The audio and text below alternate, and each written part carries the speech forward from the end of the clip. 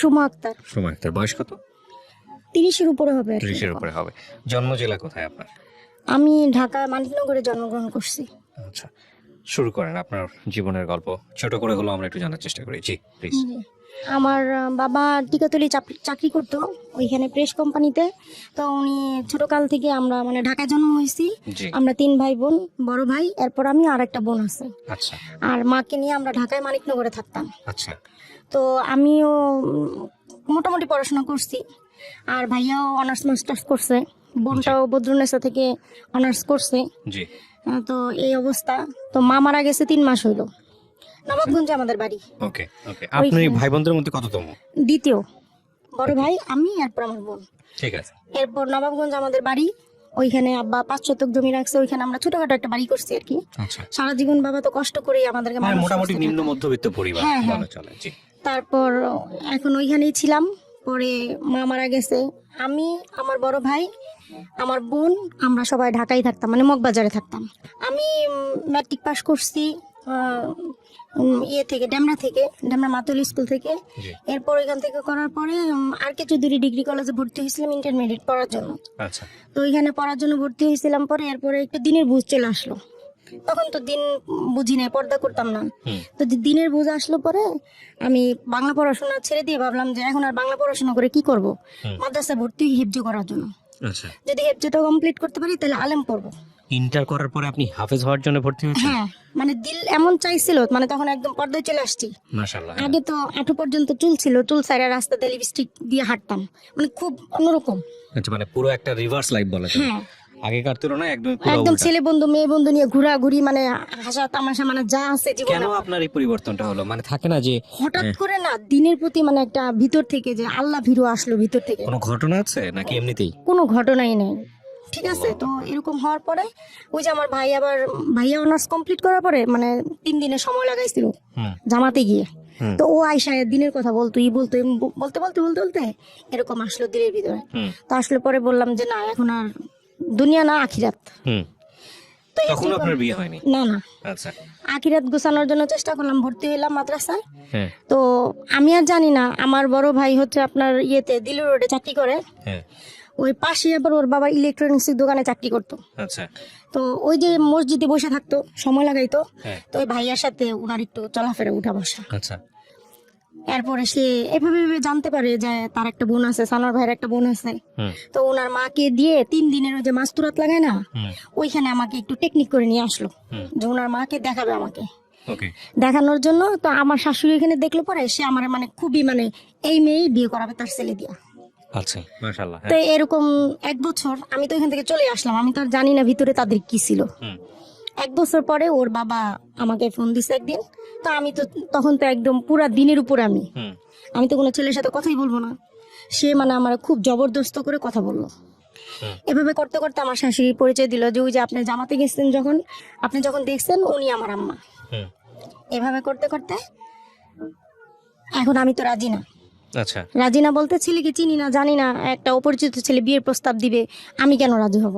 তাছাড়া আমাদের বাড়ি নবাবগঞ্জে, তাদের বাড়ি শরীয়তপুর, আমি অত ভিন দেশে যাবো না। ওই মুহূর্তে আমার অনেক বিয়ের ঘর আসে, কিন্তু আমি রাজি হই না। আর সবচেয়ে বড় কথা, আমার দিনের জন্য আমি হাফেজ আলেম খুঁজতেছি। যদি বিয়ে করতে হয় তাহলে হাফেজ আলেমকে বিয়ে করবো, মানে বেদিন এরকম কোনো বিয়ে করবো না যাতে আমার পর্দার ব্যাঘাত হয়। এরপরে আমার বড় ভাই রাজি না, বলতেছে ছেলে দেখলে তোর পছন্দ হবে না, বা ছেলে তো জেনারেল শিক্ষিত না, আর ছেলে ওরকম মানে কোনো আলেম হাফেজও না। আচ্ছা। এমনি আর কি সময় লাগাইছে, ওই হিসেবে দিন খুব ভালো বুঝেছে। এই তো রাজি না, আমি অনেক জবরদস্ত করে আর কি ওনাদেরকে রাজি করাইছি, ওই পাঠ শেষ। এরপর রাজি হয়েছে পরে আমার শাশুড়ি এসে আমাকে দেখতে আসার উদ্দেশ্য করে কাবিন করে চলে গেছে। তার 2 মাস পরে ওনারা আমাকে উঠায় নেয় নাই, বলছে যে অর্থনৈতিক অবস্থা ভালো না, এখন আমি তোমাকে উঠায় নিতে পারবো না। তো আমার বাবা তো একটু অমত ছিল, বাবা চাপাচাপি করে বলতেছে তুমি যদি এখন না যাও তোমার হাজবেন্ডের সাথে তাহলে এটা নিয়ে আমি ঝামেলা করবো। আচ্ছা। তো এরকম করার পরে ওর বাবারে বললাম, তা বলে তুমি ঢাকায় চলে আসো আমার কাছে। তখন ভাইয়ার সাথে বাবার সাথে পরামর্শ করেই মানে যা যা লাগে আমার সংসারে টুকিটাকি আম্মার কাছ থেকে বুঝায় টুজায় আমি ঢাকায় চলে আসলাম। মগবাজারে 5,000 টাকা দিয়ে একটা রুম ভাড়া নিলাম। 8,000 টাকা ওর বাবা বেতন। তখন কি করেন আপনার স্বামী? তখন ওই যে ইলেকট্রিক দোকানে চাকরি করে মগবাজারে। তো 5,000 টাকা দিয়ে একটা রুম নিছি, তো সংসারে তো পুরাই অভাব। 8,000 টাকা স্যালারি, 5,000 টাকা ঘর ভাড়া দিলে কি থাকে। খুব কষ্ট করে চলছি ভাই জীবনে 2টা মাস, খুব কষ্ট করে খুদের ভাত খেয়ে এভাবে আর কি সংসার। তো সংসার তো তখন নতুন। খুদের ভাত ঢাকা শহরে পাওয়া যায়? হ্যাঁ, খুদের চাল কিনছি। মানে প্রথম যেদিন আমি, আমার বাবার ভাই তো আমার উপরে খুব রাগ, তারা তো দিবে না, তা আমি তো এক তরফ জোর করেই। আপনি তো রাজি ছিলেন না, পরে কেন বিয়ে করলেন? না, রাজি পরবর্তীতে হয়েছি যখন নিকোর বাবা বলছে দেখো আমি দিনের উপরে আসছি, আলেম পড়ছি। আবার অন্যান্য মানুষের কাছে খোঁজ নিছি, যারা মগবাজারে ছিল পরিচিত সাথী ভাইরা ছিল, এদের কাছে খোঁজ নেওয়ার পরে তারা বলতেছে না, আল ইসলাম ভাই তো খুবই ভালো, 12 বছর ধরে দিনের উপরে আছে। তো আমার মনে এটি অনুভূতি হয়েছে, ছেলে যত অসুন্দর হোক, টাকা পয়সা কিছু না থাকুক, আমি দিন তো পাবো দুনিয়াতে, যেটা ফিকির করতেছিলাম। ওকে। এই জন্য হলো, তো কষ্ট করছি, শুরুতে কষ্ট করছি। 2 মাস পরে দেখি হঠাৎ করে অসুস্থ হয়ে গেলাম, জ্বর আসতো, কিছু খাইতে পারতাম না, বমি টমি করতাম। তো পাশের রুমে এক আপু ছিল, উনি বললো আপু আপনি একটা টেস্ট করেন। ঘরে সকালবেলা টেস্ট করলাম, পরে দেখলাম পজিটিভ। মানে আপনি কনসিভ করেছেন? হ্যাঁ, 2 মাস পরে, বিয়ের 2 মাস পরে। ওকে। তো ওর বাবাও খুবই খুশি, আমিও খুবই খুশি। তো খুশি হওয়ার পরে বেশিরভাগ সময় শুয়েই থাকতাম, মানে শরীর প্রচন্ড অসুস্থ, পানিটা পর্যন্ত খাইতে পারতাম না। শুয়ে থাকতে থাকতে অসুস্থ হইতে হইতে হইতে 6 মাস চলে গেল যখন। এখন কথা উঠছে কি, এখানে বলে নেই, আমার খালা শাশুড়ি আর কি, ওনারা থাকে বাংলা মোটর, ওনাদের কাছে এই যে আমার হাজবেন্ড মাঝে মাঝে যায়, দূর সম্পর্কের খালা শাশুড়ি।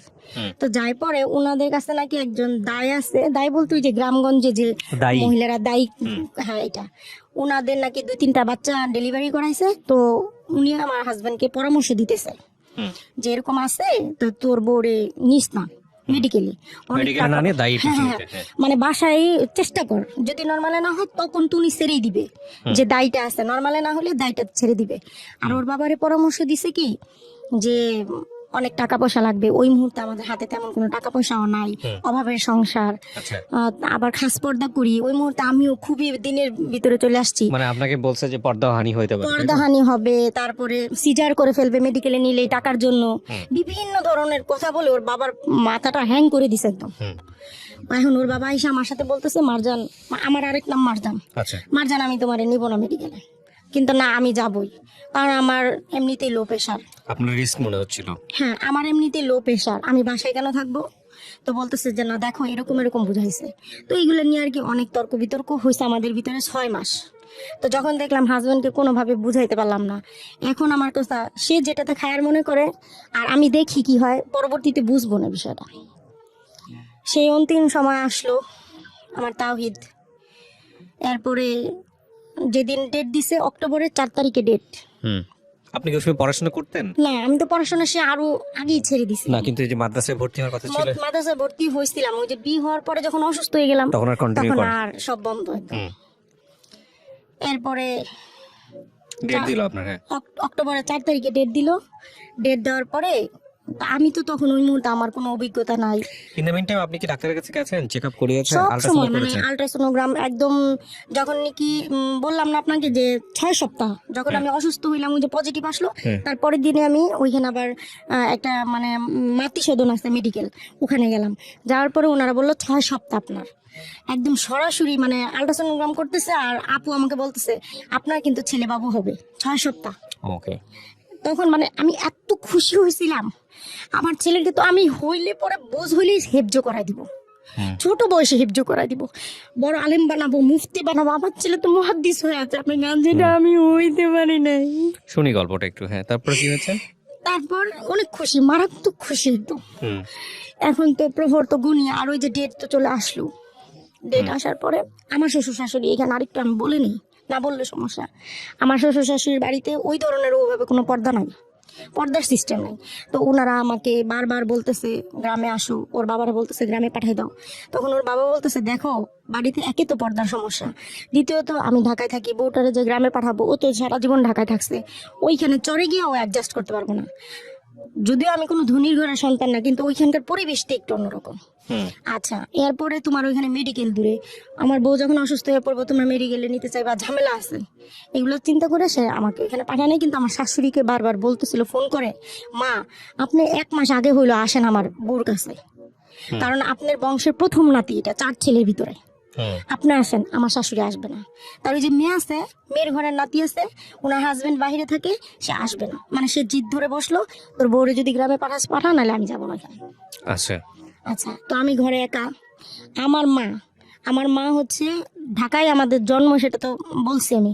আমার মা কিন্তু আমাদের ছোট ভাই বোনদেরকে মানুষ করছে, পড়াশোনা করাইছে, বাজার, ব্যাংক, মানে এভরিথিং আমার মা করছে। সে খুব বুদ্ধিমান মহিলা ছিল। তো যখন আমার মার 25 বছর ডায়াবেটিস, আজকে হার্টের রোগ, হাই প্রেশার, আমার মার ব্রেনটা এমন হয়েছে, ডক্টর বলছে ওনার ব্রেনে যে টিস্যু ওটা শুকিয়ে গেছে, স্মৃতিশক্তি ধরে রাখতে পারে না। তো আমার মা ঢাকায় আসছিল ভাইয়ার বাসায়। তো আমার যখন এরকম হালকা হালকা পেন, অসুস্থ, আম্মাকে আবার আমার কাছে একদিন আগে পাঠাই দিছে ভাইয়া, বলছে মারজানের কাছে তুমি চলে যাও। মা ছিল ওইখানে উপস্থিত। আগের দিন রাত্রে আমার বোনটা ওই যে সায়েন্সের স্টুডেন্ট, ও তো সবই বুঝে এই সম্পর্কে। ও বলছে কি, আপু তোমার কোনো সমস্যা হলে আমাকে সাথে সাথে ফোন দিবা, আমি চলে আসো। ভাইয়া আমাকে 4 দিন আগে মানে 4 তারিখে ডেট ছিল, 4-5 দিন আগে আল্ট্রাসোনোগ্রাম করছি। ডক্টর বলছে একদম নর্মাল, আপনার কোনো সমস্যা নেই, আপনার বাচ্চা সুস্থ। আপনি 4 দিন পরে আপনার ডেট।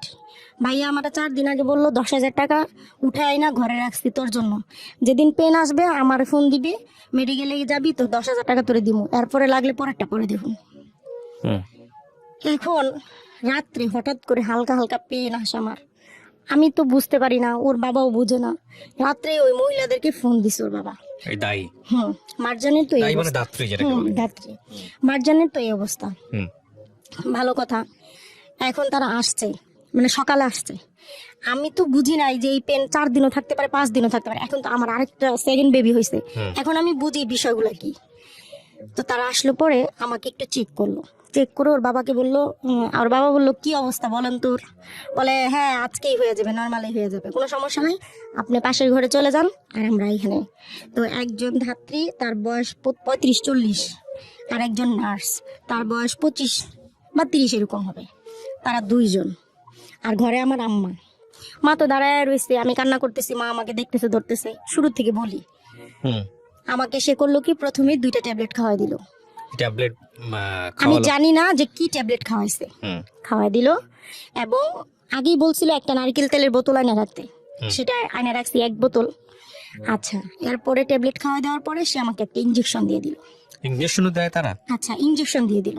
আচ্ছা, দিয়ে দিল পরে 1 ঘন্টার মধ্যে আমার এমন অবস্থা হইলো, মানে ব্যথায় আমি তখন আর মানে ঘরে থাকতে পারতেছিলাম। ওকে, মানে পেইন বাড়ানোর জন্য পেইন। আচ্ছা হ্যাঁ, ইঞ্জেকশনটা দিয়ে দিছে।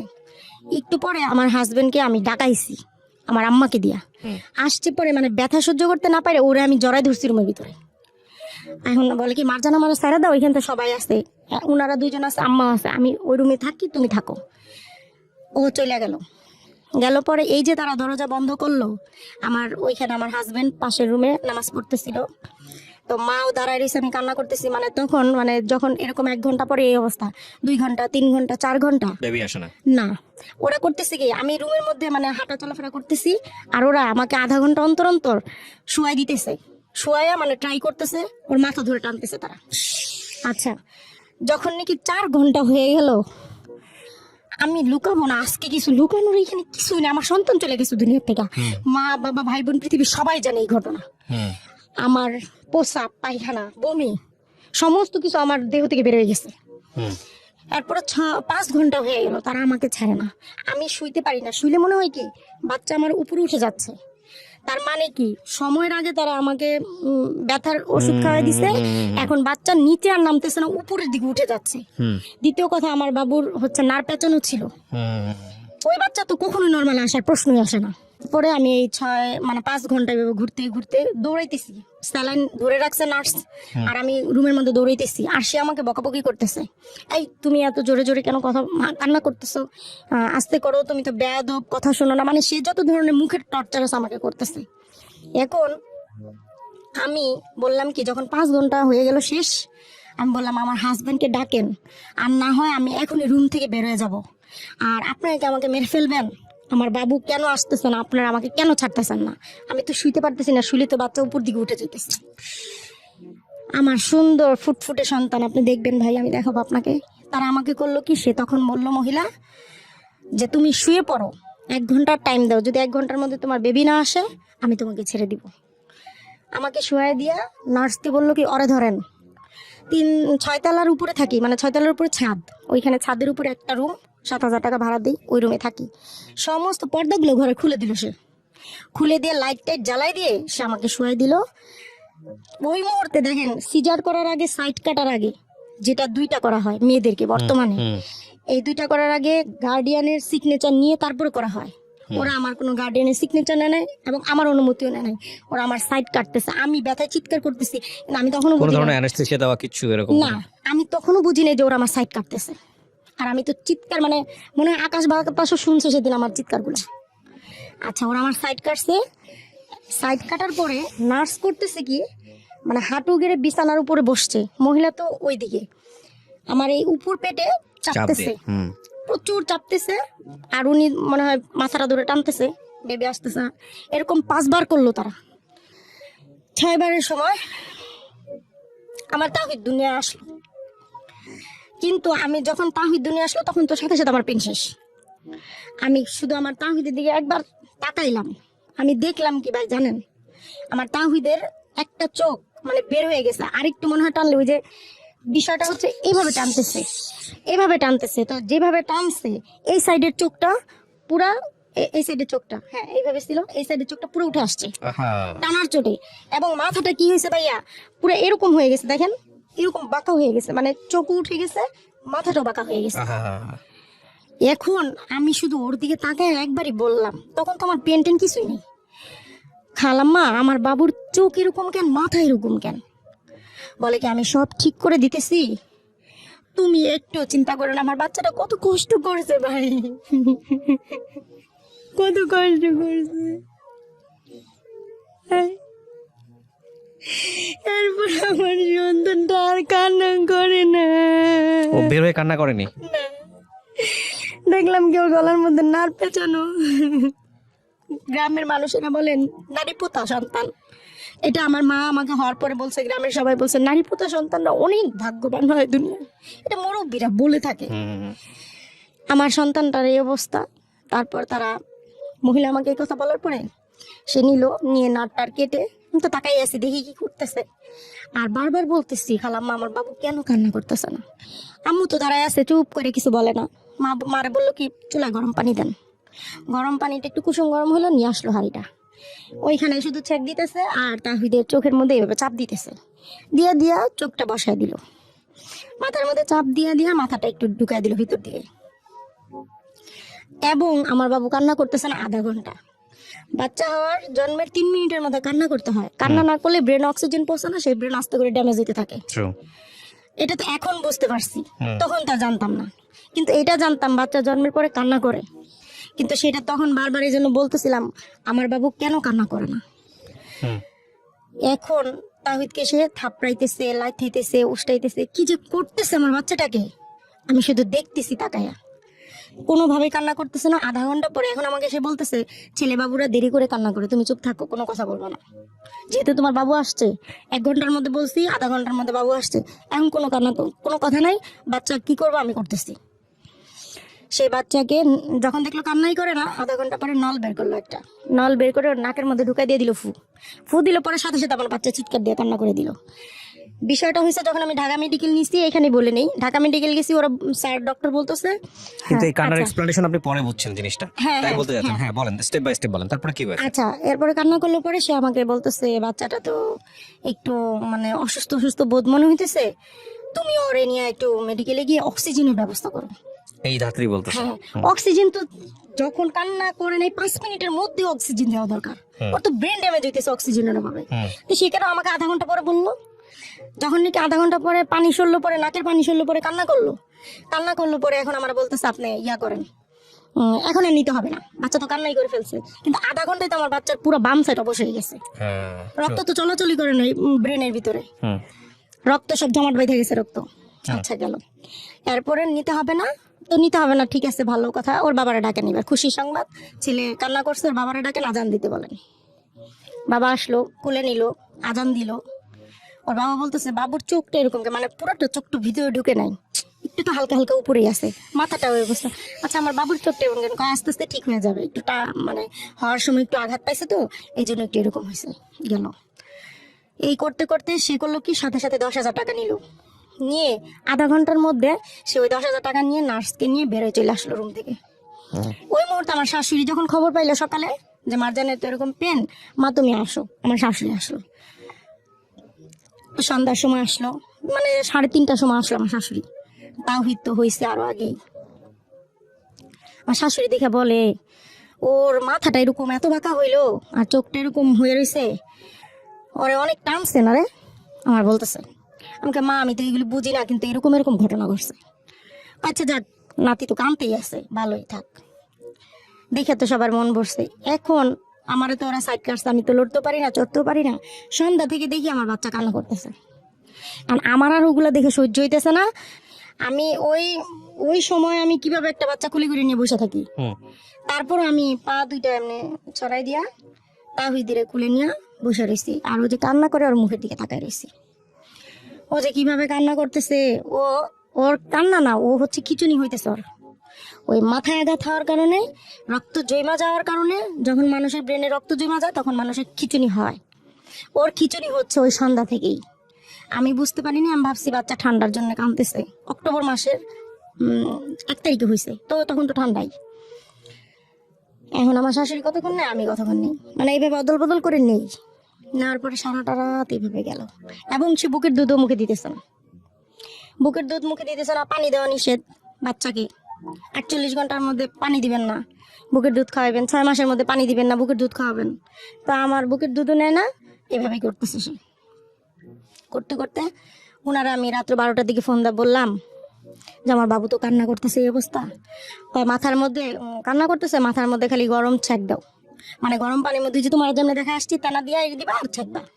অনেক দিনের বাচ্চাদের এইভাবে ছ্যাঁকা হইতো আর কি, নাভি ছ্যাঁকবা, মাথা ছ্যাঁকবা, এই ছ্যাঁকবা। কিন্তু আমার বাচ্চা তো সব ড্যামেজ হয়ে যেতেছে আস্তে আস্তে।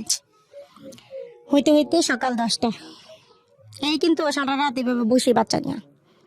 আমার কোনো খাওয়া নাই, দাওয়া নাই, ঘুম নাই, কিছু নাই। এই আমি আর আমার শাশুড়ি বাচ্চা নিয়ে বসা। 10টার সময় ওর বাবা সকাল 9টার সময় বাসা থেকে বের হয়ে গেছে, অফিসে গেছে। বলছে আমি অফিসে গিয়া ছুটি নিয়ে আসি, তুমি একটু থাকো।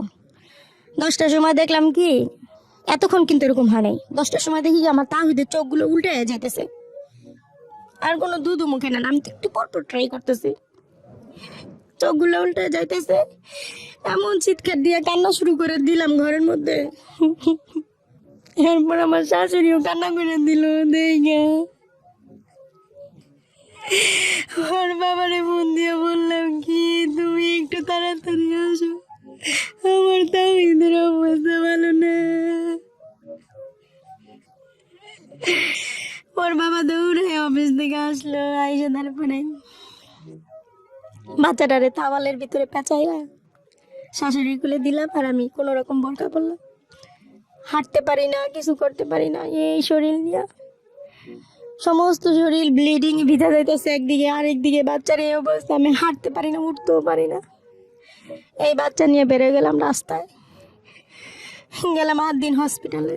তারা দেখে বললো বাচ্চার তো অবস্থা ভালো না, আইসিইউ লাগবে। 50,000 টাকা ডোনেশন দেন, আর প্রতিদিন 10,000 টাকা। আমার ঘরে থাকে না 500 টাকা, আমি কোথেকে 50,000 টাকা ডোনেশন দিব? আমার কান্না কি দেখে দুনিয়ার ভিতরে। নিয়ে গেলাম কমিউনিটি হসপিটালে মগবাজার। ওইখানে এক পরিমল স্যার দেখে বলতেছে বাচ্চা তো মারাত্মক খিচুনি হইতেছে, এখন যদি না নিয়ে যান এই বাচ্চা তো বাঁচানো অসম্ভব, আপনি এখানে ভর্তি করেন আইসিইউতে। তো আইসিইউতে কত লাগবে? 10,000 টাকা ডোনেশন দেন, আর প্রতিদিন 4,000 টাকা। ওটা তো সামর্থ্য নাই আমার।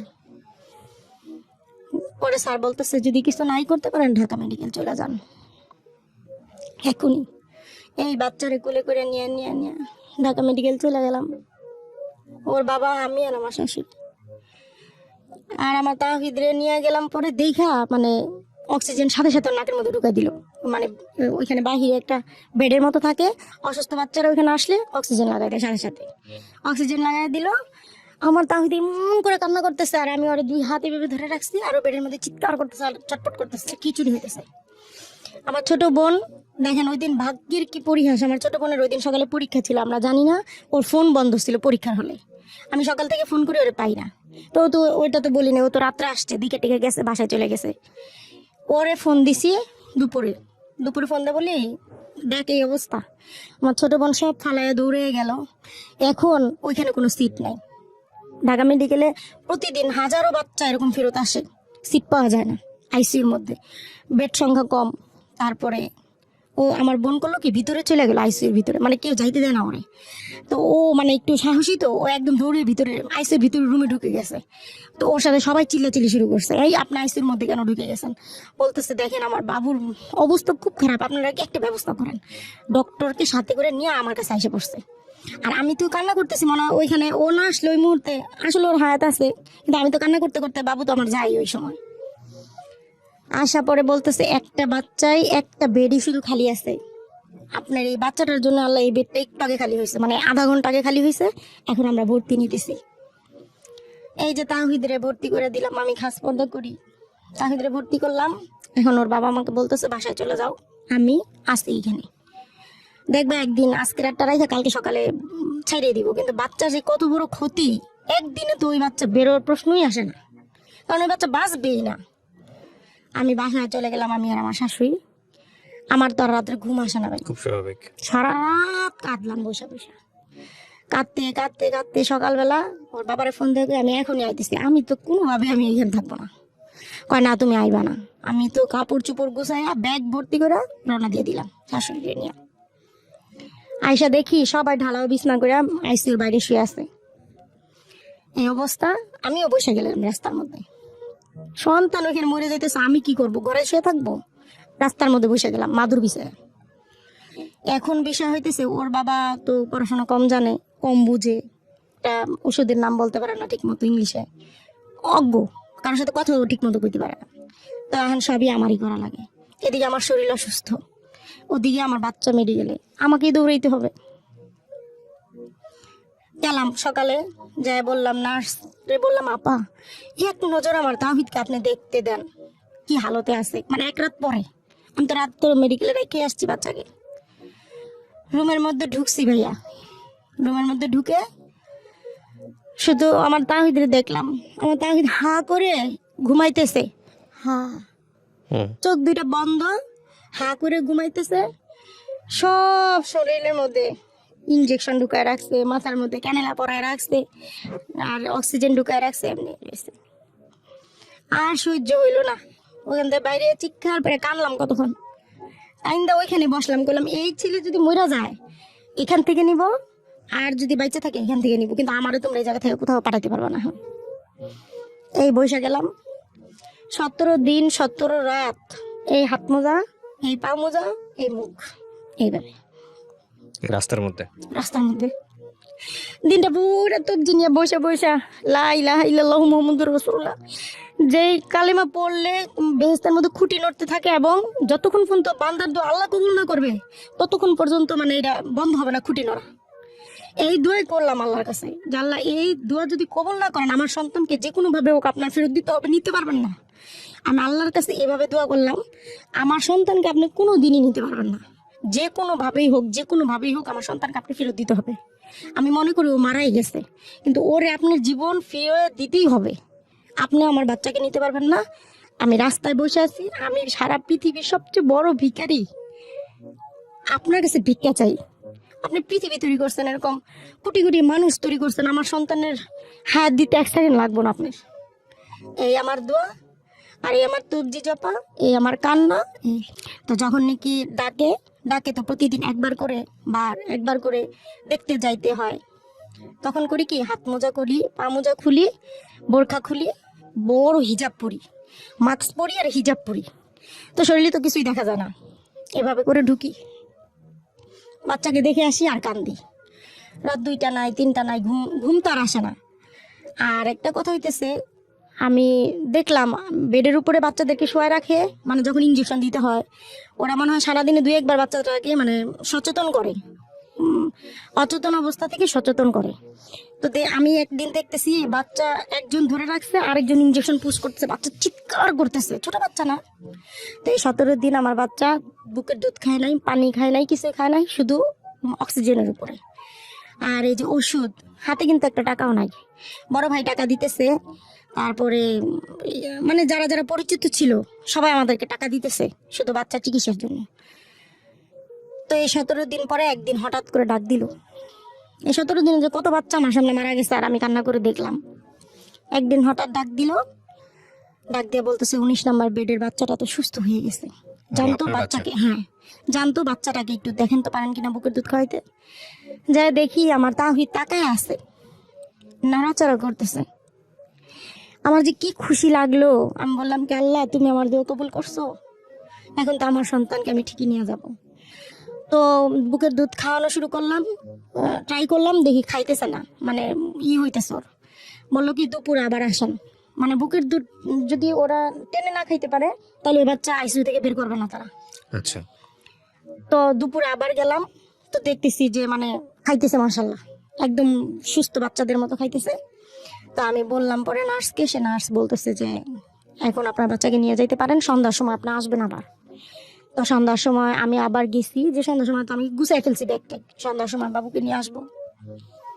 তো তারা বলতেছে আপনার বাচ্চার টেম্পারেচার বাইরে গেছে শরীরের, মানে জ্বর উঠছে শরীরে একটু, ওই যে হঠাৎ করে মনে হয় দুধ খাইছে না, এই জন্য মানে শরীরে টেম্পারেচারটা বাইরে গেছে ওর। আপনি এখন বাচ্চাকে নিতে পারবেন না, কালকে কালকে কালকে পর্যন্ত ওয়েট করতে হবে। আবার অশান্তি আমার শুরু হয়ে গেল। আমি তো ওইখানে ওই যে মসজিদ আছে মহিলাদের নামাজ পড়ার জায়গা, ওইখানে গিয়ে এই যে কান্নাকাটি, আমার কান্না দেখে যত মসজিদের ভিতরে মহিলারা ছিল নামাজের জন্য সবাই আমারে ঘিরে ধরছে, এবং মানে ওই জায়গায় ওই অবস্থা। ওইখানে 2 ঘন্টা থাকলাম, ওর বাবা আমারে খুঁজতে খুঁজতে নিয়ে আসলো খোঁজা থেকে। আয়া বলতেছে ধৈর্য ধরো, সে রাত আর ঘুমাই না।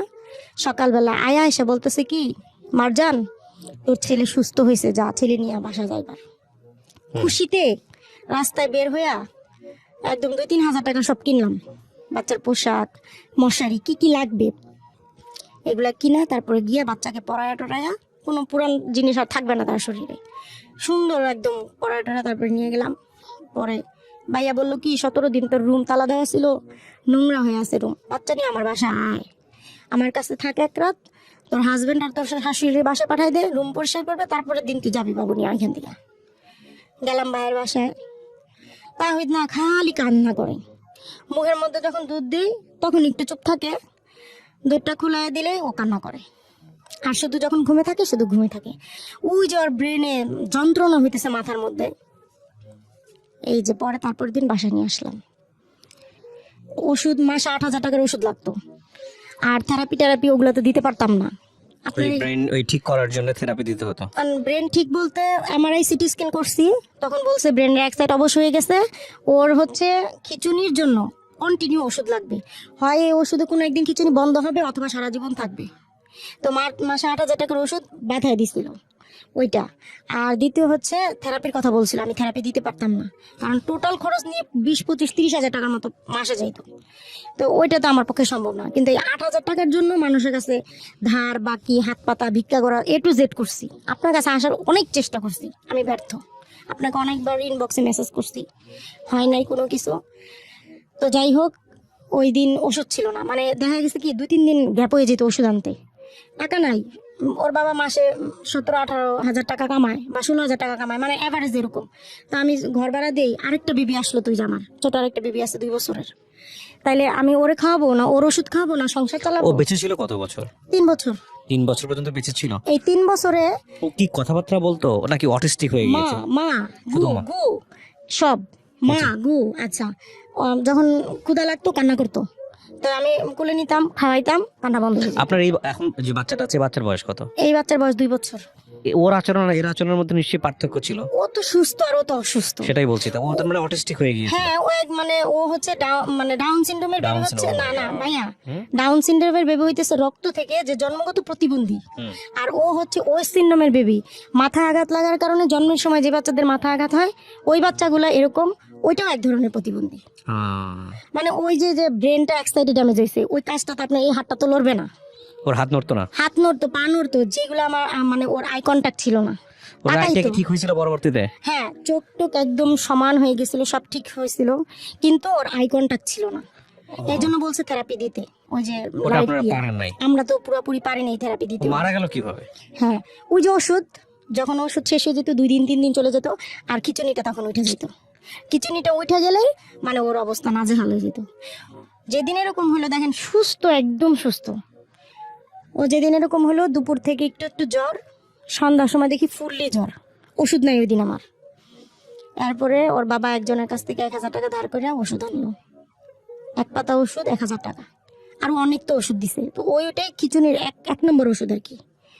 ওই ওষুধটা রাত্রে খাওয়াইলাম, রাত বাড়তে বাড়তে ওর জ্বরও বাড়ে, ও এবং মুখে কিছু দেয় না, মানে খাবার দিলে খায় না। বাড়তে বাড়তে 2টা বেজে গেল। 2টার সময় দেখি মানে ওই যে স্যালাইনের উপরে রাখছি শুধু, মানে স্যালাইন খাওয়াইতেছি, মানে কিছু খায় না সে, আর জ্বর জ্বর খিচুনি, আর কিছু খায় না, দিলাম স্যালাইন। দিতে দিতে 2টার সময় দেখি নাক দিয়ে মুখ দিয়ে মানে এমন ভাবে বের হইলো ওগুলা, পেটের মধ্যে তো কিছু নয়, খালি স্যালাইনই, সমস্ত পানি বের হয়ে গেল। আর একটু পর পর 1 মিনিট পর পর ঝাঁকি দিতেছে, চোখ উল্টে যাইতেছে, আর মানে আমাশার মতো হাগু হইতেছে, অল্প অল্প রক্ত আসতেছে হাগু দিয়ে। ইস, এখন রাত 2টার সময় আর সহ্য হইতেছে না আমার। ওর বাবারে বললাম কি এখনই তুমি আমারে নিয়ে হসপিটালে চলো। ওর বাবা বললো কি দেখো ছোট মেয়েটা তো এখানে ঘুমাইতেছে, এখন বাজে সাভারে রাত 2টা, আমাদের বিকাশে মাত্র 300 টাকা ওর বাবার মোবাইলে, আমার হাতে 1 টাকা নেই, ঘরে একটা 4 আনা পয়সা নেই যে আমি ওরে নিয়ে বেরোয় আর কোথাও যাবো। বাবা বলে কি সকাল হোক মারজান, এরপর ওরে নিয়ে মেডিকেলে যাই। সকাল হইলো, আমি তো আর ঘুমাই না, পোলা নিয়ে বসে আছি। সকালবেলা মেডিকেল গেলাম। কোথায় গেলাম? নিউরোসায়েন্সে, কারণ খিচুনির মেন ওষুধ হইতেছে নিউরোসায়েন্সে, ব্রেনের। গেলাম, পরে সে বললো সিট খালি নাই, বাচ্চা মারাত্মক, নিয়ে যান শিশু হসপিটালে। আমাকে ঢাকা মেডিকেল নিবো, কারণ আগে শিশু হসপিটালে যান। ওই তখনই যদি বাচ্চাটা মানে অক্সিজেন দিত আর স্যালাইন দিয়ে দিত শরীরে, ওর কিন্তু স্যালাইন অক্সিজেন দুটোটারই ঘাটতি হয়েছে। খিচুনি হইলে কিন্তু অক্সিজেন থাকে না শরীরে, তখনই কিন্তু আমার বাচ্চাটা একটু দাঁড়া হয়ে যায়। শিশু হসপিটাল থেকে দেখা ছেড়ে দিল, বললো আমাদের এখানে সিট নাই, নিউরোসায়েন্সে সিট নাই, শিশু হসপিটালে সিট নেই, ঢাকা মেডিকেল নিয়ে যান। ঢাকা মেডিকেল নিতে নিতে বেলা 2:30 গেলাম, পরে সে বলতেছে বাচ্চা পালস নাই, অথচ বাচ্চা কিন্তু নড়তেছে সকাল থেকে, সবই ঠিক ছিল। ওই দৌড়াদৌড়ি করতে করতে পালস চলে গেছে, আহা, পালস নাই, বাচ্চার অবস্থা নাজেহাল। আইসিইউর ভিতরে নেন, আইসিইউতে নেন, ঠিক ঠিক আছে আইসিইউতে নেন, আইসিইউতে সিট খালি নাই, ইয়েতে নিয়ে যান, প্রাইভেটে নেন। আমাকে মইরা গেলে এখনই মইরা যাবো, কিন্তু আমি প্রাইভেটে করতে গিয়ে মরে, যে মানুষ আমি 1,000 টাকার ওষুধ কিনতে পারি না, সে মানুষ আমি কিভাবে প্রাইভেটে নিয়ে মরে।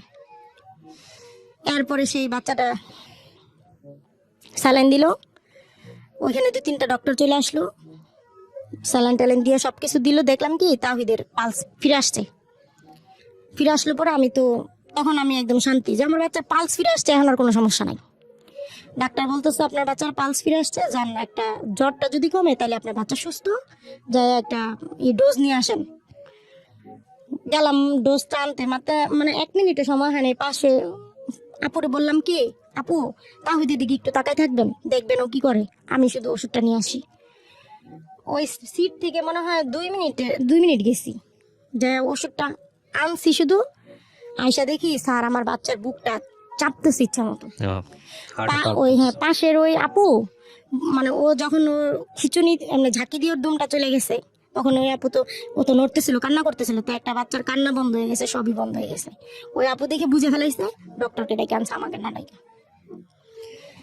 তারপরে ডাক্তার এরকম করতেছে, আমি আসছি, আয়সা আমি তো ওরে দেখে আমি একটা চিৎকার দিছি খালি ওই জায়গার মধ্যে দিয়ে, আমি ফ্লোরে পড়ে গেছি। পরে আমি আপু নয় আমার দেখে কান্না করে দিছে, ওনার কান্নাটা দেখে আমার দিলটার মধ্যে মোচড় দিয়ে দিছে। আমি ডাক্তারের পাও 2টা ধরে বসে আসছিলাম, জানেন না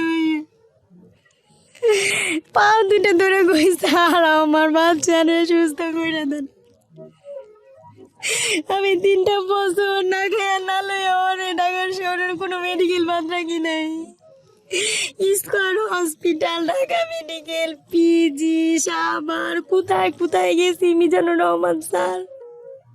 মাসে 8,000 টাকার ওষুধ খাইছি, ঘরে খাবার ছিল না, মানুষের কাছে দাঁড়িয়ে দাঁড়িয়ে ভিক্ষা করে বেড়াইছি আমি। আমার এত সুন্দর সন্তান দুনিয়া থেকে চলে গেছে। ওই সময় মারা যায়। বাচ্চাটারে কোলে নিয়ে বসেছিলাম, আমার তাহিদা একরকম ছিল। 10 মিনিট পরে দেখি আমার বাচ্চাটা এত সুন্দর হাসি দিতেছে মার কোলে। এই বাচ্চাটা নিয়ে 2টা ঘন্টা বসে বসে কান্না করলো। এই গল্পটা থেকে আমাদের একটা জিনিস আমি বলি আপনাদেরকে, প্রিয় দর্শক এবং শ্রোতা যারা এতক্ষণ শুনলেন, ইউটিউবে যারা শুনবেন বা দেখবেন, জীবনে কখনো কোনোদিন আজকের এই গল্প যারা শুনেছেন তারা মনে মনে প্রতিজ্ঞা করেন কখনোই এই বাচ্চা হওয়ার ক্ষেত্রে কোনো ধরনের মানে কোনো প্রকার কোনো রিস্ক নেবেন না। আমরা একটা সময় ছিল যখন ডাক্তারি সেবা পেতাম না, এই ধাত্রীরা এসব কাজ করতেন, ঠিক আছে, ওই সময়টার কথা আলাদা। আর এখন যেখানে উন্নত চিকিৎসা সেবা আছে, বাচ্চা ঘরে আসার সঙ্গে সঙ্গে প্রতি মাসে সেভিংস করা শুরু করেন। যদি পয়সা না থাকে ধার করে হলেও সেভিংস করেন এবং চেষ্টা করেন, যেহেতু এটা আপনার ভবিষ্যৎ, যে আপনার স্ত্রীকে এমন একটা জায়গায় নিয়ে যাওয়ার জন্য যেখানে সে বেস্ট ট্রিটমেন্টটা পাবে। চেষ্টার যেন কোনো ঘাটতি না থাকে, এটা একটা গল্প। আরেকটা হচ্ছে যে এই ভদ্রমহিলা যে 3টা বছর তার বাচ্চা বেঁচেছিল, এই ভদ্রমহিলা কিন্তু প্রতিদিনই বেঁচেছে, প্রতিদিনই মরে গেছে। কারণ প্রত্যেকটা মোমেন্টের যে যুদ্ধ, একটা বাচ্চার দুনিয়াতে আসার পর থেকে উনি বলছেন যে 17 দিন আমি রাস্তায় ছিলাম, এটা শুধুমাত্র 17 দিনের গল্প না, এটা 3টা বছরের গল্প। আপনার বাচ্চাটা মারা গেছে কোন সালে? এই যে অক্টোবর মাসে, এই কদিন আগে। তার মানে আপনি তো ট্রমা থেকে এখনো বেরোতে পারেন নাই।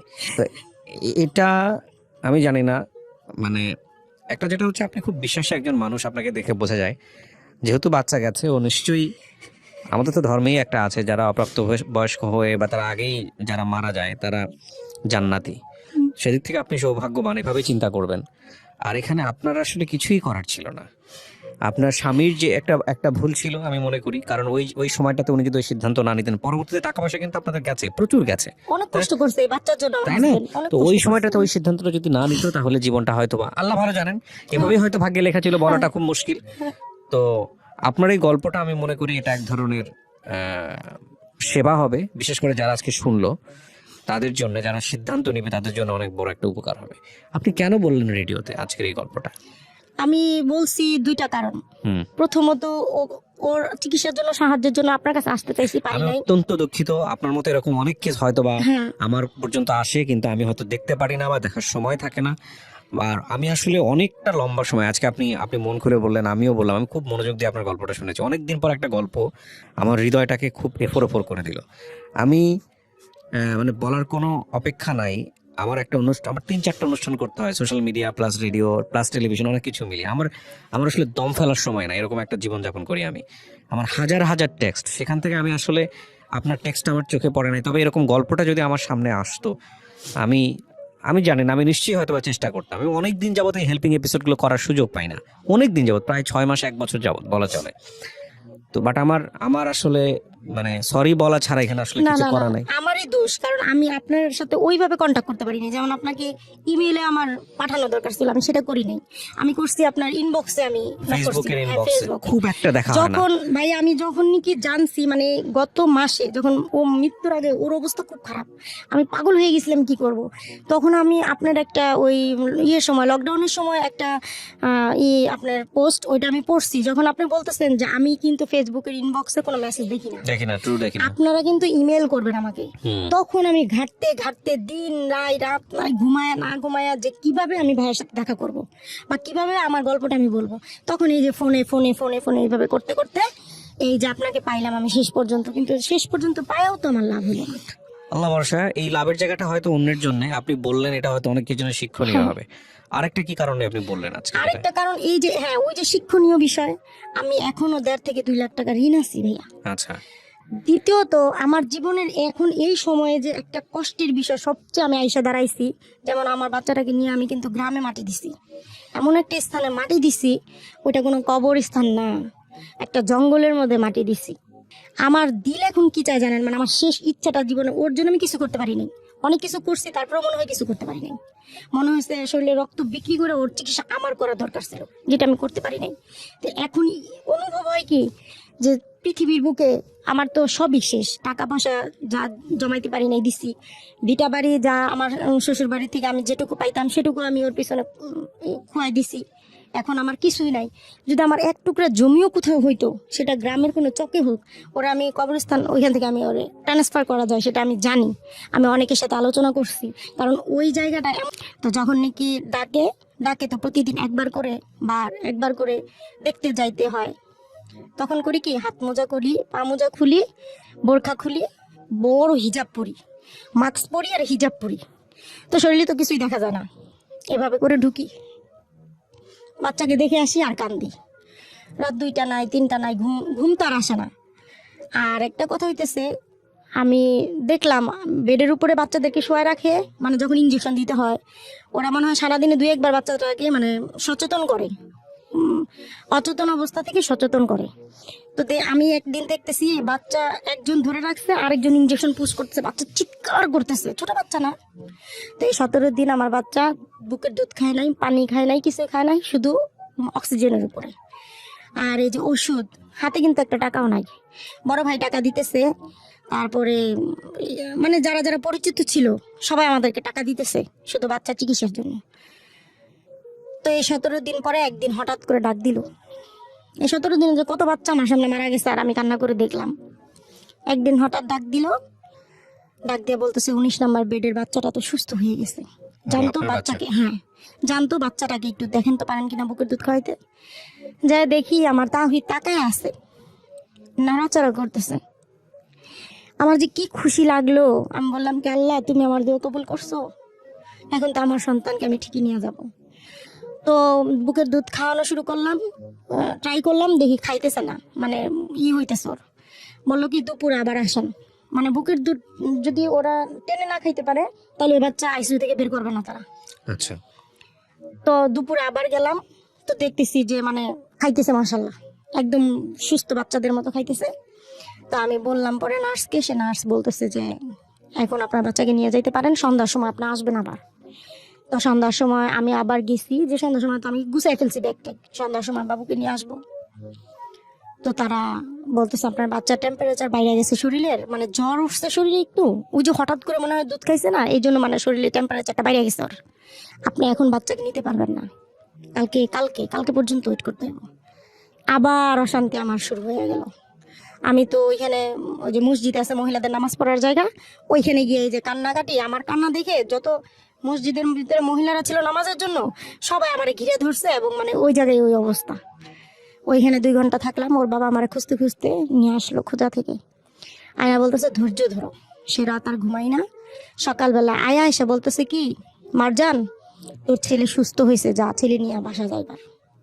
খুশিতে রাস্তায় বের হইয়া একদম 2-3 হাজার টাকা সব কিনলাম, বাচ্চার পোশাক, মশারি, কি কি লাগবে এগুলা কিনা, তারপরে গিয়ে বাচ্চাকে পড়ায়া টড়ায়া, কোনো পুরান জিনিস আর থাকবে না তার শরীরে, সুন্দর একদম পড়ায়া টড়ায়া তারপরে নিয়ে গেলাম। পরে ভাইয়া বললো কি 17 দিন তোর রুম তালা দেওয়া ছিল, নোংরা হয়ে আছে রুম, বাচ্চা নিয়ে আমার বাসায় আয়, আমার কাছে থাকে 1 রাত, তোর হাজবেন্ড আর তোর শাশুড়ির বাসায় পাঠাই দে, রুম পরিষ্কার করবে, তারপরের দিন তুই যাবি বাবু নিয়ে এখান থেকে। গেলাম ভাইয়ের বাসায়, তাহিদ না খালি কান্না করে, মুখের মধ্যে যখন দুধ দিই তখন একটু চুপ থাকে, দুধটা খুলাই দিলে ও কান্না করে, আর শুধু যখন ঘুমে থাকে শুধু ঘুমে থাকে। ওই যে ওর ব্রেনে যন্ত্রণা হইতেছে মাথার মধ্যে। এই যে পরে তারপর দিন বাসায় নিয়ে আসলাম, ওষুধ মাসে 8,000 টাকার ওষুধ লাগতো, আর থেরাপি ওগুলো তো দিতে পারতাম না। ওই ব্রেন ওই ঠিক করার জন্য থেরাপি দিতে হতো। ব্রেন ঠিক বলতে এমআরআই সিটি স্ক্যান করছি, তখন বলছে ব্রেনের এক সাইড অবশ হয়ে গেছে, ওর হচ্ছে খিঁচুনির জন্য কন্টিনিউ ওষুধ লাগবে, হয় এই ওষুধে কোনো একদিন খিঁচুনি বন্ধ হবে অথবা সারা জীবন থাকবে।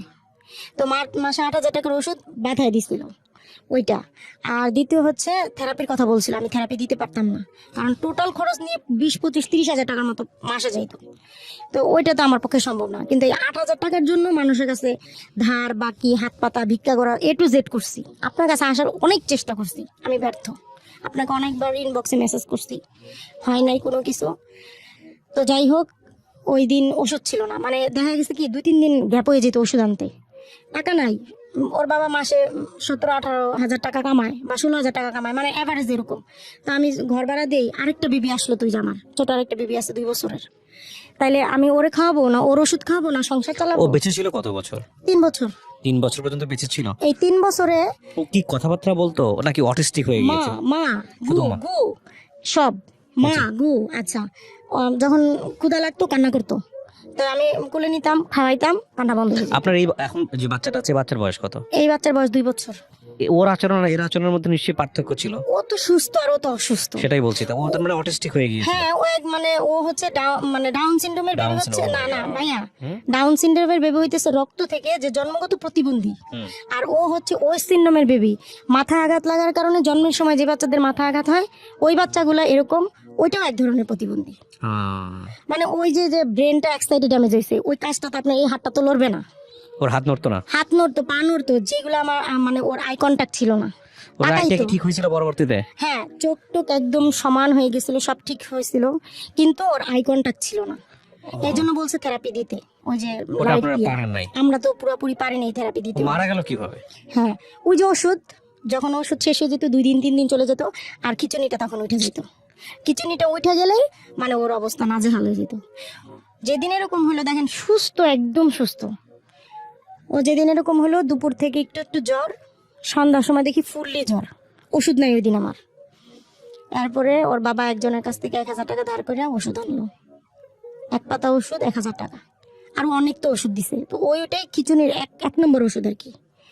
ওই ওষুধটা রাতে খাওয়াইলাম, রাত বাড়তে বাড়তে ওর জ্বরও বাড়ে, ও এবং মুখে কিছু দেয় না, মানে খাবার দিলে খায় না। বাড়তে বাড়তে 2টা বেজে গেল, 2টার সময় দেখি মানে ওই যে স্যালাইনের উপরে রাখছি শুধু, মানে স্যালাইন খাওয়াইতেছি, মানে কিছু খায় না সে, আর জ্বর জ্বর খিচুনি, আর কিছু খায় না, দিলাম স্যালাইন। দিতে দিতে 2টার সময় দেখি নাক দিয়ে মুখ দিয়ে মানে এমন ভাবে বের হইলো ওগুলা, পেটের মধ্যে তো কিছু নয়, খালি স্যালাইনই, সমস্ত পানি বের হয়ে গেল। আর একটু পর পর 1 মিনিট পর পর ঝাঁকি দিতেছে, চোখ উল্টে যাইতেছে, আর মানে আমাশার মতো হাগু হইতেছে, অল্প অল্প রক্ত আসতেছে হাগু দিয়ে। এখন রাত 2টার সময় আর সহ্য হইতেছে না আমার। ওর বাবারে বললাম কি এখনই তুমি আমার নিয়ে হসপিটালে চলো। ও আর বাবা বললো কি দেখো ছোট মেয়েটা তো এখানে ঘুমাইতেছে, এখন বাজে সাভারে রাত 2টা, আমাদের বিকাশে মাত্র 300 টাকা ওর বাবার মোবাইলে, আমার হাতে 1 টাকা নাই, ঘরে একটা 4 আনা পয়সা নাই যে আমি ওরে নিয়ে বেরোয় আর কোথাও যাবো। বাবা বলে কি সকাল হোক মারজান, এরপর ওরে নিয়ে মেডিকেলে যাই। সকাল হইলো, আমি তো আর ঘুমাই না, পোলা নিয়ে বসে আছি। সকালবেলা মেডিকেল গেলাম, কোথায় গেলাম? নিউরোসায়েন্সে, কারণ খিচুনির মেন ওষুধ হইতেছে নিউরোসায়েন্সে ব্রেনের। গেলাম, পরে সে বললো সিট খালি নাই, বাচ্চা মারাত্মক, নিয়ে যান শিশু হসপিটালে। আমাকে ঢাকা মেডিকেল নিবো, কয় না আগে শিশু হসপিটালে যান। ওই তখনই যদি বাচ্চাটা মানে অক্সিজেন দিত আর স্যালাইন দিয়ে দিত শরীরে, ওর কিন্তু স্যালাইন অক্সিজেন দুটোটারই ঘাটতি হয়েছে, খিচুনি হইলে কিন্তু অক্সিজেন থাকে না শরীরে, তখনই কিন্তু আমার বাচ্চাটা একটু দাঁড়া হয়ে যায়। শিশু হসপিটাল থেকে দেখা ছেড়ে দিল, বললো আমাদের এখানে সিট নাই, নিউরোসায়েন্সে সিট নাই, শিশু হসপিটালে সিট নেই, ঢাকা মেডিকেল নিয়ে যান। ঢাকা মেডিকেল নিতে নিতে বেলা 2:30 গেলাম, পরে সে বলতেছে বাচ্চা পালস নাই, অথচ বাচ্চা কিন্তু নড়তেছে সকাল থেকে, সবই ঠিক ছিল।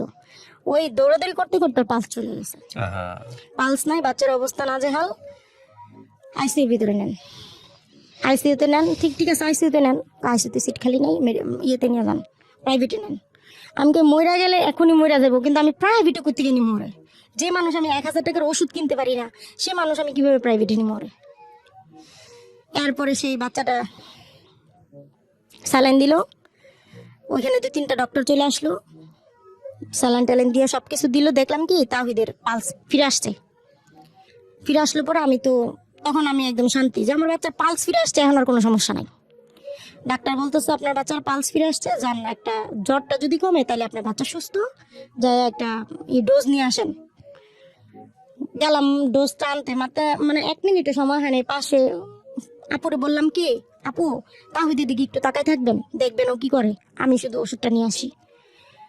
ওই সিট থেকে মনে হয় 2 মিনিট গেছি, যে ওষুধটা আনছি শুধু, আয়সা দেখি স্যার আমার বাচ্চার বুকটা চাপতেছে ইচ্ছা মতো। ওই হ্যাঁ পাশের ওই আপু, মানে ও যখন ওর খিচুনি এমনি ঝাঁকি দিয়ে ওর দুমটা চলে গেছে, তখন ওই আপু তো ও তো নড়তেছিল, কান্না করতেছিল, তো একটা বাচ্চার কান্না বন্ধ হয়ে গেছে, সবই বন্ধ হয়ে গেছে। ওই আপু দেখে বুঝে ফেলাইছে, ডক্টরকে ডেকে আনছে, আমাকে না ডেকে। তারপরে ডাক্তার এরকম করতেছে, আমি আসছি, আয়সা আমি তো ওরে দেখে আমি একটা চিৎকার দিছি খালি ওই জায়গার মধ্যে দিয়ে, আমি ফ্লোরে পড়ে গেছি। পরে আমি আপু নয় আমার দেখে কান্না করে দিছে, ওনার কান্নাটা দেখে আমার দিলটার মধ্যে মোচড় দিয়ে দিছে। আমি ডাক্তারের পাও 2টা ধরে বসে আসছিলাম, জানেন না ভাইয়া, পাও 2টা ধরে কইছে আর আমার বাচ্চারে সুস্থ করে দেন। আমি 3টা বছর না খেয়ে না লয়ে আমার ঢাকার শহরের কোনো মেডিকেল বাদ রাখি নাই। Square hospital, Dhaka medical, PG, Savar, কোথায় কোথায় গেছি মিজানুর রহমান স্যার। মাসে 8,000 টাকার ওষুধ খাইছি, ঘরে খাবার ছিল না, মানুষের কাছে দাঁড়িয়ে দাঁড়িয়ে ভিক্ষা করে বেড়াইছি আমি।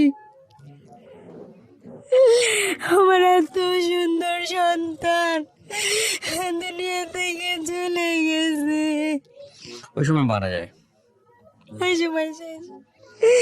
বাচ্চাটারে কোলে নিয়ে বসেছিলাম, আমার তাবিদা একরকম ছিল। 10 মিনিট পরে দেখি আমার বাচ্চাটা এত সুন্দর হাসি দিতেছে মার কোলে। এই বাচ্চাটা নিয়ে 2টা ঘন্টা বসে বসে কান্না করলো। এই গল্পটা থেকে আমাদের একটা জিনিস আমি বলি আপনাদেরকে, প্রিয় দর্শক এবং শ্রোতা যারা এতক্ষণ শুনলেন, ইউটিউবে যারা শুনবেন বা দেখবেন, জীবনে কখনো কোনোদিন আজকের এই গল্প যারা শুনেছেন তারা মনে মনে প্রতিজ্ঞা করেন কখনোই এই বাচ্চা হওয়ার ক্ষেত্রে কোনো ধরনের মানে কোনো প্রকার কোনো রিস্ক নেবেন না। আমরা একটা সময় ছিল যখন ডাক্তারি সেবা পেতাম না, এই ধাত্রীরা এসব কাজ করতেন, ঠিক আছে, ওই সময়টার কথা আলাদা। আর এখন যেখানে উন্নত চিকিৎসা সেবা আছে, বাচ্চা ঘরে আসার সঙ্গে সঙ্গে প্রতি মাসে সেভিংস করা শুরু করেন। যদি পয়সা না থাকে ধার করে হলেও সেভিংস করেন এবং চেষ্টা করেন, যেহেতু এটা আপনার ভবিষ্যৎ, যে আপনার স্ত্রীকে এমন একটা জায়গায় নিয়ে যাওয়ার জন্য যেখানে সে বেস্ট ট্রিটমেন্টটা পাবে। চেষ্টার যেন কোনো ঘাটতি না থাকে, এটা একটা গল্প। আরেকটা হচ্ছে যে এই ভদ্রমহিলা যে 3টা বছর তার বাচ্চা বেঁচেছিল, এই ভদ্রমহিলা কিন্তু প্রতিদিনই বেঁচেছে, প্রতিদিনই মরে গেছে। কারণ প্রত্যেকটা মোমেন্টের যে যুদ্ধ, একটা বাচ্চার দুনিয়াতে আসার পর থেকে উনি বলছেন যে 17 দিন আমি রাস্তায় ছিলাম, এটা শুধুমাত্র 17 দিনের গল্প না, এটা 3টা বছরের গল্প। আপনার বাচ্চাটা মারা গেছে কোন সালে? এই যে অক্টোবর মাসে, এই কদিন আগে। কয়দিন তার মানে আপনি তো ট্রমা থেকে এখনো বেরোতে পারেন নাই। তো এটা আমি জানি না, মানে একটা যেটা হচ্ছে আপনি খুব বিশ্বাসী একজন মানুষ, আপনাকে দেখে বোঝা যায়। যেহেতু বাচ্চা গেছে, ও নিশ্চয়ই, আমাদের তো ধর্মেই একটা আছে যারা অপ্রাপ্ত বয়স্ক হয়ে বা তারা আগেই যারা মারা যায় তারা জান্নাতি। সেদিক থেকে আপনি সৌভাগ্যবান, এভাবেই চিন্তা করবেন। আর এখানে আপনার আসলে কিছুই করার ছিল না। আপনার স্বামীর যে একটা ভুল ছিল আমি মনে করি, কারণ ওই সময়টাতে উনি যদি ওই সিদ্ধান্ত না নিতেন, পরবর্তীতে টাকা পয়সা কিন্তু আপনাদের গেছে, প্রচুর গেছে, অনেক কষ্ট করছে এই বাচ্চার জন্য, তাই না? তো ওই সময়টাতে ওই সিদ্ধান্তটা যদি না নিত তাহলে জীবনটা হয়তো বা আল্লাহ ভালো জানেন এভাবেই হয়তো ভাগ্যে লেখা ছিল, বলাটা খুব মুশকিল। তো আপনার এই গল্পটা আমি মনে করি এটা এক ধরনের সেবা হবে, বিশেষ করে যারা আজকে শুনলো তাদের জন্য, যারা সিদ্ধান্ত নেবে তাদের জন্য অনেক বড় একটা উপকার হবে।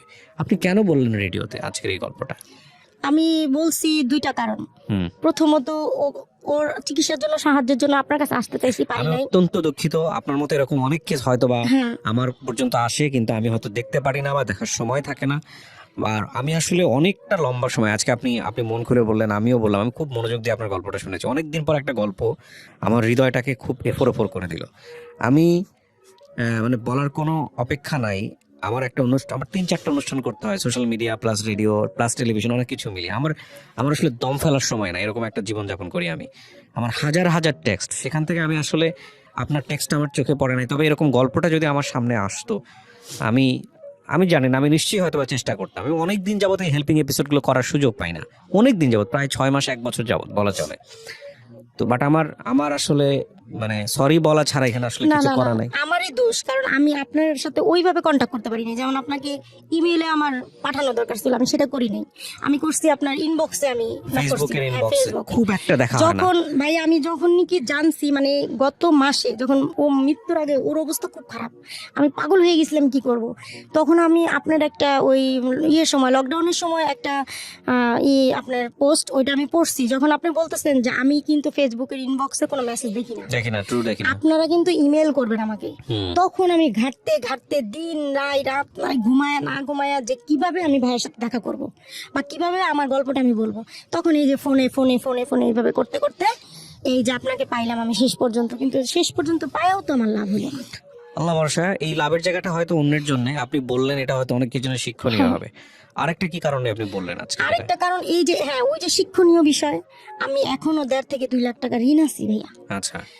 দ্বিতীয়ত আমার জীবনের এখন এই সময়ে যে একটা কষ্টের বিষয়, সবচেয়ে আমি আইসা দাঁড়াইছি, যেমন আমার বাচ্চাটাকে নিয়ে আমি কিন্তু গ্রামে মাটি দিছি, এমন একটা স্থানে মাটি দিছি, ওইটা কোনো কবরস্থান না, একটা জঙ্গলের মধ্যে মাটি দিছি। আমার দিল এখন কি চাই জানেন, মানে আমার শেষ ইচ্ছাটা জীবনে, ওর জন্য আমি কিছু করতে পারি নাই, অনেক কিছু করছি, তারপরে মনে হয় কিছু করতে পারি নাই। মনে হয়েছে শরীরে রক্ত বিক্রি করে ওর চিকিৎসা আমার করা দরকার ছিল, যেটা আমি করতে পারি নাই। তো এখন অনুভব হয় কি যে পৃথিবীর বুকে আমার তো সবই শেষ, টাকা পয়সা যা জমাইতে পারি নাই দিছি, ভিটা বাড়ি যা আমার শ্বশুর বাড়ি থেকে আমি যেটুকু পাইতাম সেটুকু আমি ওর পিছনে খুয়াই দিছি। এখন আমার কিছুই নাই। যদি আমার এক টুকরা জমিও কোথাও হইতো, সেটা গ্রামের কোনো চকে হোক, ওরা আমি কবরস্থান ওইখান থেকে আমি ওরে ট্রান্সফার করা যায় সেটা আমি জানি, আমি অনেকের সাথে আলোচনা করছি, কারণ ওই জায়গাটা